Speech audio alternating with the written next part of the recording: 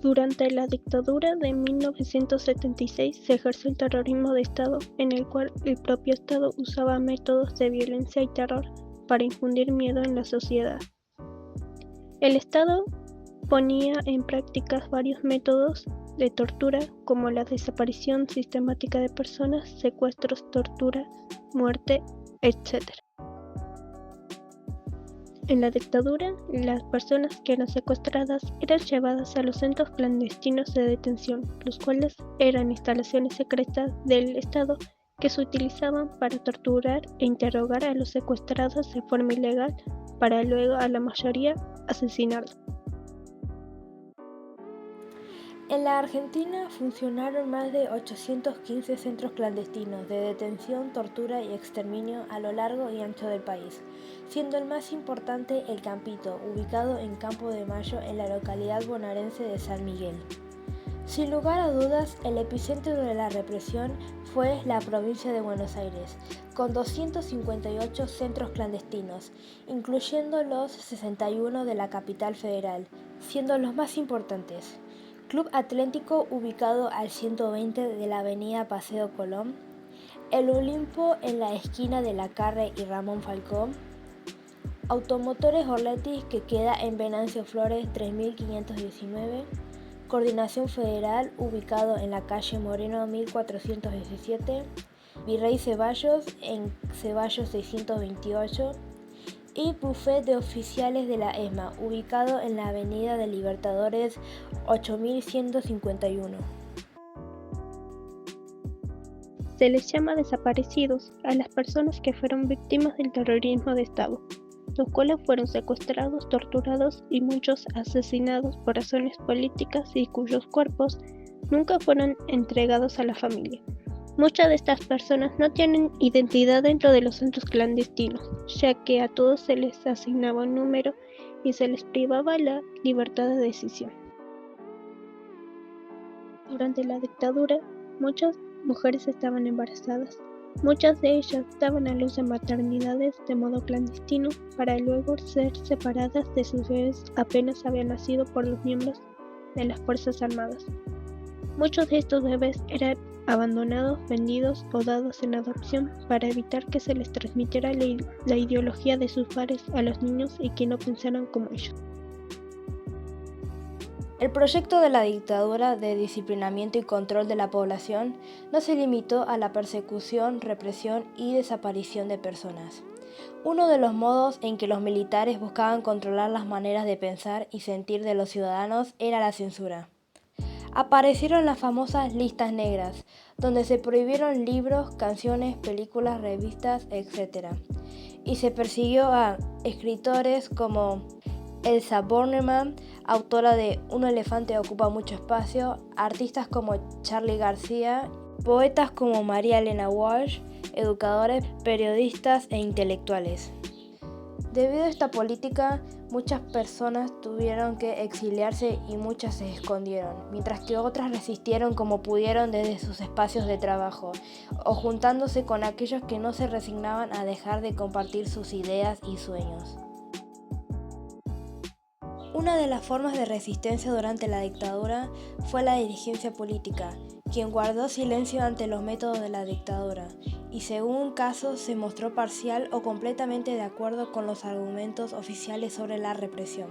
Otras formas de resistencia fueron las denuncias sistemáticas sobre la violación de los derechos humanos, llevadas a cabo por sobrevivientes, familiares de las víctimas y por distintas agrupaciones y organizaciones, las cuales fueron generando cada vez mayor preocupación en el gobierno militar.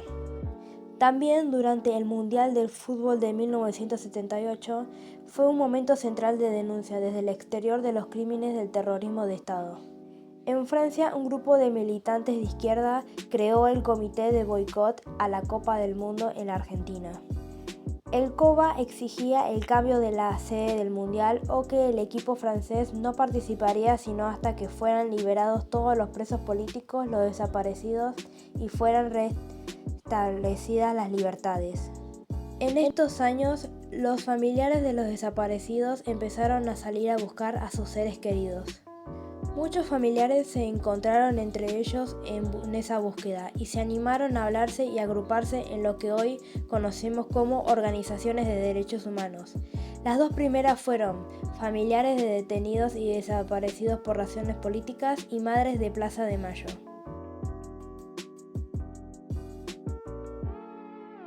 El proyecto económico durante la dictadura militar en Argentina se centró en implementar un modelo neoliberal que buscaba liberalizar la economía y obedecer al intervencionismo estatal producido por el proceso de sustitución de importaciones.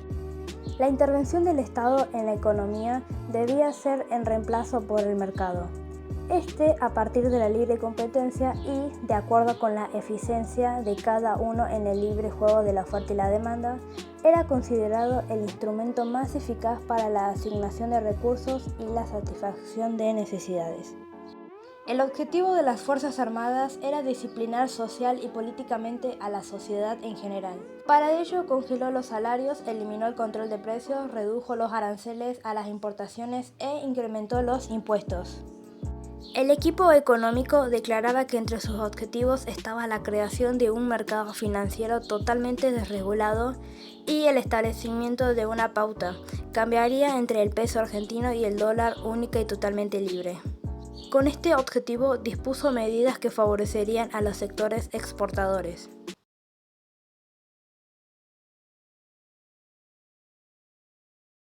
Con el proclamo objetivo de atraer inversiones extranjeras, el equipo económico de la dictadura se propuso crear un mercado de capitales que resultara atraído a los inversores extranjeros.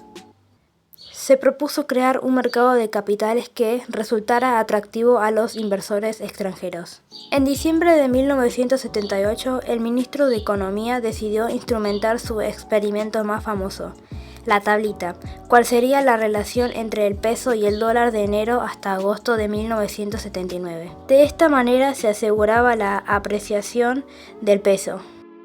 La deuda externa durante la dictadura aumentó de 8 millones a 43.000 millones de dólares.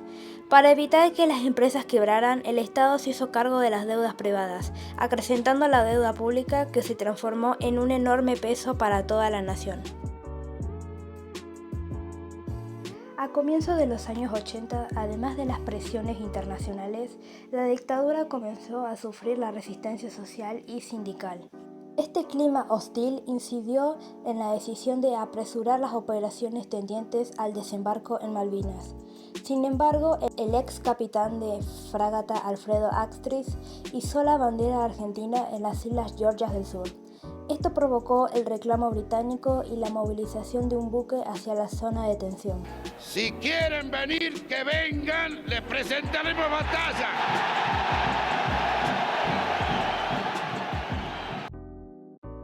En el transcurso de abril de 1982, alrededor de 10.000 soldados consolidaron las posiciones argentinas en las Islas Malvinas. 3 días después del desembarco, una fuerza de tareas, la más grande constituida por Gran Bretaña después de la Segunda Guerra Mundial, se dirigió a las islas. Desde el punto de vista de los soldados argentinos, esa imprevisión tuvo importantes consecuencias en las deficiencias de suministros, abrigos y equipos que sufrieron muchos de los infantes. Además, muchos de los soldados eran traídos del norte, por lo que no estaban acostumbrados a las bajas temperaturas. Otra desventaja que tuvieron era que esperaban que Estados Unidos se mantendría neutral durante la guerra. Sin embargo, a finales de ese mes, Estados Unidos declaró su apoyo a Gran Bretaña. El 1 de mayo de 1982, aviones británicos bombardearon el aeropuerto de Puerto Argentino. El 2 de mayo, el submarino Conqueror hundió el crucero argentino Ara General Belgrano. Unos días después, aviones argentinos devolvieron el golpe.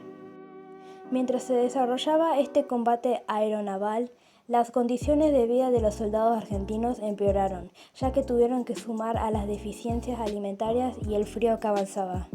Las fuerzas británicas avanzaron rumbo al puerto Darwin, donde se produjo una violenta batalla que culminó con la rendición masiva de la guarnición argentina. Una vez que los argentinos desembarcaron en tierras argentinas, recibieron la orden expresa de no hacer declaraciones a la prensa y no contar lo que habían vivido a sus familiares, lo que generó uno de los mayores traumas de la posguerra.